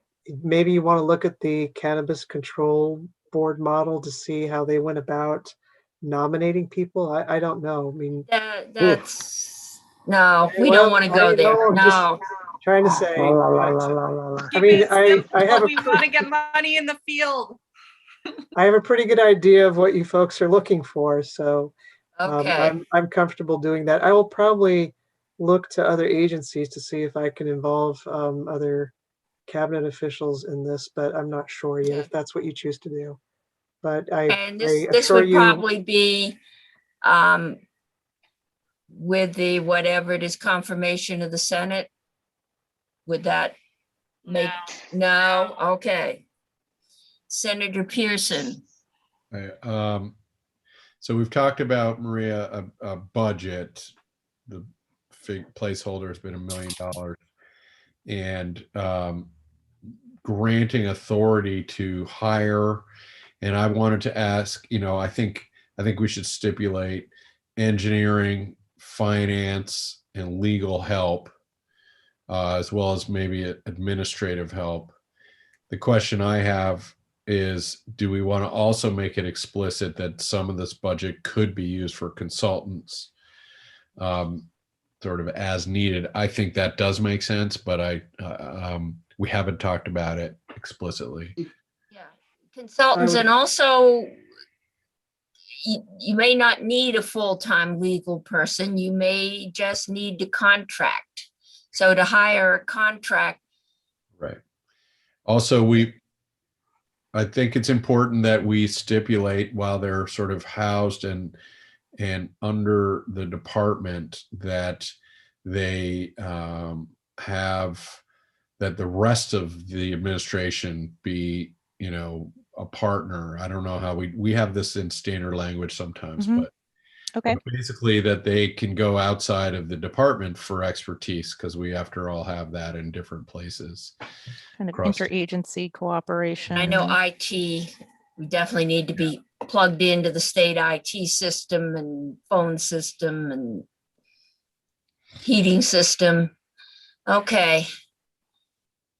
Maria, have you got enough to work on?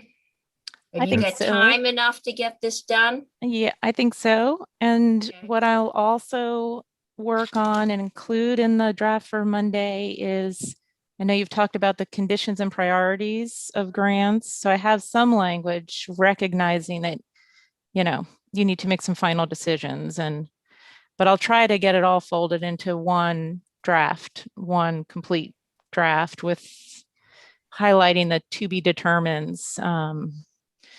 And hopefully we can start walking through that Monday. I just got a lovely email from Mr. Whitaker. Senator Pearson. Thank you. We've talked about a board, a grant approving board. Do you feel like you have enough meat on that bone, Maria, to sketch that out for us? I think so. Okay, good. The only other thing I'd like to suggest, and I'm jumping the line here in terms of the time, Madam Chair, but forgive me. I think it'll help us. Somebody commented they've been watching us, and they at a really high level, they didn't know what we were after. And I answered it immediately. And so it's clear in my mind, but I want to offer this to the committee because it seems to me something like this should be very front and center in the draft in terms of our goal. And our goal is we've talked about to build broadband to every house connected to the electric grid. But I think it's important that we stipulate we are not aiming to give grant money to do that. We aim to give out grant money in order to leverage, in order for our community partners to have leverage the ability to be able to build to every address. And I don't know, I'm not saying it very well, but I think that's really important, that we articulate that kind of a mission, because it is, after all, going to inform the board. And once we get ready to hand this off, somebody has to pick up a document and understand I'm assuming we don't want them to go back and watch months of Senate Finance videos to figure out what they're doing.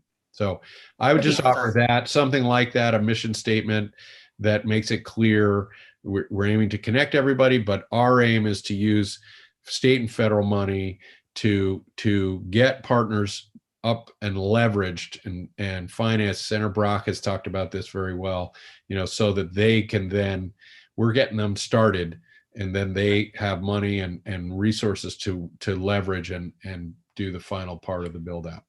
We are essentially providing in grants what a year ago we envisioned, or 2 years ago, Vita loans doing, which is allowing them to get enough fiber out there to get enough customers so they can go do a revenue bond to do the rest of the projects. Unless something unexpected happens, we are not going to get enough money to hook the entire state up. So we're just building the foundation here is what we're doing. We're getting them all so that they are ready to go out on their own when we don't have that much money to play with. We're getting them Okay, something that they can be hooked up to. If not hooked up immediately, it's out there to be hooked up to. right. And then I know, I'm not sure where I've put you, Senator Brock. I think it's on Tuesday, but we do have some proposals that I had to cancel today because of the floor schedule. And we do have Mr. Duncan with us. So Maria, if you have enough, Senator Bray. Well, this is another thing, maybe, I don't know if we need to nail this down, but we've talked about at different times the whole notion of interoperability and who's managing the relationships between all these CUDs so that when they meet, that they can meet successfully. If one fails and they get acquired by the next one, that things work together. Right. That stuff. We'll put that into our requirements. And I think who's mediating those relationships, I guess. Well, I think it sounds like there is a standard, engineering standard. And I think that's all we have to put in there is that that they are capable of being interoperable. Okay. Well, and I think the other piece that goes along with it is going to be something related to regulatory powers. Because what if someone agrees, takes a grant, does something, they don't actually perform? What happens next? We will have that. And again, we have that discussion. It's on our list. What happens if they fail to perform? What happens if they go belly up? What happens if they sell out? What happens to the state investment if they sell out to a legacy provider? That discussion we have yet to finalize. All right, Senator Brock, and I've really got to move us along. I was just thinking, whatever gets put in my mind, there should be something that allows this organization, and it's probably the board, to set standards that will be applicable to all projects to which we contribute money. And that's the thing that would give interoperability rather than settle on some engineering standard that somebody has just sent us that may or may not be applicable to what we're trying to do. Okay, I'm going to move us on because Mr. Duncan apparently emailed me, I don't know how long ago, but I missed it. And no problem. Senator Sears, when we had a joint hearing, since I don't run into him in the hall anymore, I could not find your email, and Faith couldn't find any record of having been contacted. So we've got you. I have to apologize, but they put the floor, they recessed at 1:30 and have us coming back at 4. So I thought we had the rest of the evening, but we don't. Okay. All right. Can everyone hear me okay? Okay. So welcome. We just need you to introduce yourself for the record. You bet. Senator Cummings, thank you for having me. My name is Cliff Duncan. I own Duncan Cable TV, which serves the communities principally of Wilmington and Dover, Vermont. We started out as an operator 49 years ago with 57 customers, and we currently have today about 1,500 television customers, about 2,500 cable modem customers, and about 600 fiber to the home customers in our footprint. And I'm grateful for this opportunity because after attending the very first few meetings of the Deerfield Valley CUD, which will be in my area, and paying a little bit of attention to what was going on in the legislature, it concerned me some of the directions I saw the discussions going that I thought you might benefit by the input of someone other than a corporate giant or a corporate entity who operates as an absentee owner, because we're the antithesis of that. I actually operate in a community where I was born and raised, grew up here, went to high school here. So not to bore you with any more of that details, but I'm what you call a hometown cable guy, I guess. But I enjoy what I do a great deal. I'd like to just give you a little brief overview about our company. As a sole proprietor of Duncan Cable, we have about 100 miles of distribution plant. For about the last 4 or 5 years, we have been building out fiber to the home distribution over our own footprint. And our own existing coaxial footprint is out to 750 megahertz. So it's basically a state-of-the-art urban architecture system. But I came to the conclusion 5, 6 years ago or more that fiber to the home was where we were headed sooner than later. And so we started in that direction with some primary fiber placed for basically our backbone to give us the transport to get to the key locations we needed to provide distribution fiber for drops to the homes and businesses. And so that's what we've been working on the last 3 years, has been the distribution piece of that. We are self-funded. I have had 2 opportunities to apply for grants.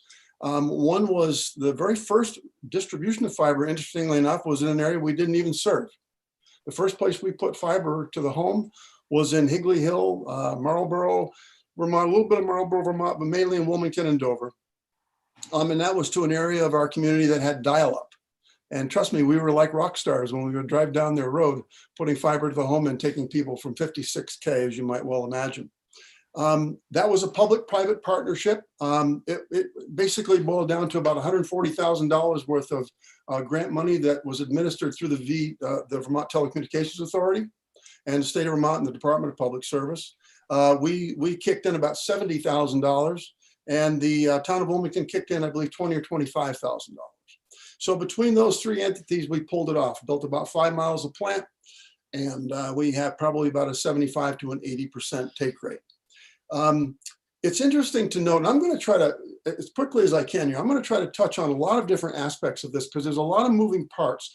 And what I hope to offer to the committee is some understanding about ground zero, what's going on in the field in the realm of competitors and how they're interoperating with each other currently, but without the CUD involvement, and then bring that on in the last to try to see how I see that fit.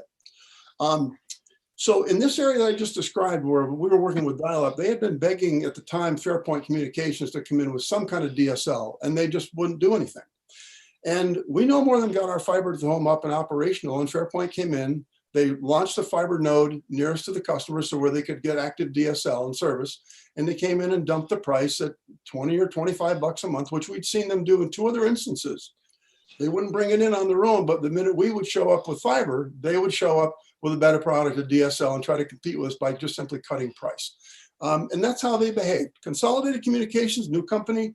I've seen a little bit of that, but this is the kind of atmosphere in which we function in for quite some time. I'd like to discuss a little bit about our fiber to the home network. It's an all passive network, which means that there's no actives. We have one hub that serves these 2 towns. It's a state-of-the-art network in that we're using Calix equipment in our head end and Calix ONTs. Corning FlexNet fiber, you're probably not familiar with it, but it basically assures we have access points wherever we want them without having to do ring cuts all over the place in the grand scheme of building traditional fiber to the home architecture. The other aspect of being an all passive network is there's nothing that runs on electronics, which means if the electricity goes off, our customers would have service in perpetuity. As long as they have a backup electrical source at their home, a generator, our network is backed up at our hub in Wilmington, or basically our head end in Wilmington, and can serve any of our customers within reach, and being a completely passive network, be unaffected by GMP's restoration process. In comparison, the Deerfield Valley CUD and in their architecture has talked about in their business plan using what's called a 1/32 split. So a 32 customers would be served by one primary fiber. Our network is. I'm sorry? No, I don't that's see in the- any questions. No. Yeah, please feel free to interrupt me if you have a question or if I'm going too fast, but I'm trying to speed through some things here. Their architecture is like about a 1/32. We're building to 1/16, which means we have a lot more throughput capacity. We're also building additional primary capacity for anything, whether it be a backhaul to a cellular network, which we already do in Wilmington, or to an enterprise installation where they need a larger share of service. We currently offer 3 levels of service. It's well documented. I encourage any of you to go to our website, which is duncantelecommunications.com. And that website, you'll see 3 levels of service we offer and the pricing for those 3 levels. That's based on the performance that we have there is virtually unlimited because it's a gigabit Ethernet network that we've built. We can grow that to any size and any scale that anybody in this realm of this industry is building today. We can match them. But we are starting out trying to get our feet wet to understand where the demand is. Is the upstream demand as strong as some people would think, or is it more of a downstream demand? And so on. Our network is wide open, which means that unlike a telephone provider, you have voice over internet protocol, VoIP, and you can use any VoIP provider you would like. We don't offer voice ourselves, and never have. And right now it's not on our radar to do so. But VoIP choices are the limit. Whatever someone wants, our network is completely passive and functions with that. We're also, as you might have already assumed, a traditional cable TV provider. So we bring with our fiber to the home network to those users of our fiber the option for another television choice. Traditional television choices, and the gamut runs from high definition, standard definition. One of the key features of us in that realm of our services is that we offer a public educational and government access. I know PEG access has been kind of waning in of late, and you may, as a committee, be aware of the fact that some folks are concerned about the revenue shortfalls that are coming along because of the decline in video subscriptions, which is driving the sources of revenue for PEG access downward. We're not seeing that. We fund our access. We have a studio, state-of-the-art editing suite where we do all of our stuff in-house, and we treat it in a way that makes it economically feasible for us to do that in perpetuity. I'd like to talk a little bit, well, before I do, about this next subject, which is about the playing field on which we function. I wanted to know, is there anything that I've mentioned so far that anybody would like to throw a question at me about? Anything? We're going to have to leave because it is 4 o'clock. So Senator Pearson, No, did you have a I question? was just going to point out, I need to go to the floor, unfortunately. Yeah, we do need, we have some bills, so I apologize. We did not plan this. But if you want to submit some written testimony with some contact information, then the committee can talk with you. Okay, so might there be another opportunity to appear before you, do you think? At this time of year, we're supposed to have this bill out today. We're not going to make it. We might be able to get you in next week as we work our way through. Well, I would really appreciate, there's some things about the playing field of which we function for a long time, and it goes to property taxes. It goes to, we don't offer telephony service, so we couldn't qualify for the RDOF money. We're self-funded. Your committee would benefit by knowing some of these things, and especially as it relates to the funding of the CUDs and our, perhaps as the Deerfield Valley owned website talks about, full-blown overbuilding our network. You need to know. Okay, it might be helpful if you gave that to us in writing, if you could, just in kind of summary form, and then we'll try and get you in next week. Okay. Okay, we do, just be in contact with Faith, but we do have to go. We have the budget on the floor. And might there be an opportunity after that or not? I can't guarantee anything at this time of year. We will do our best to get you in next week. Yeah. I wonder if maybe this afternoon or later on after you. No, I don't think the committee's going to come back at 5 o'clock on Friday. They'd be grouchy. Yeah, well, I would appreciate another opportunity. I did try to reach out. Okay, a while ago, okay, so I- I'm gonna have to go. So Thank Faith you very much. will be in contact, or you can stay on and we can try and get you the end of next week. Does that Okay. work? Yep, yep. I'm Okay. available at your pleasure. Okay, good. Thank Thank you. Yep. Thanks for coming in. Okay, thank you. And just hold on and you can talk with Faith. Okey doke, thank you.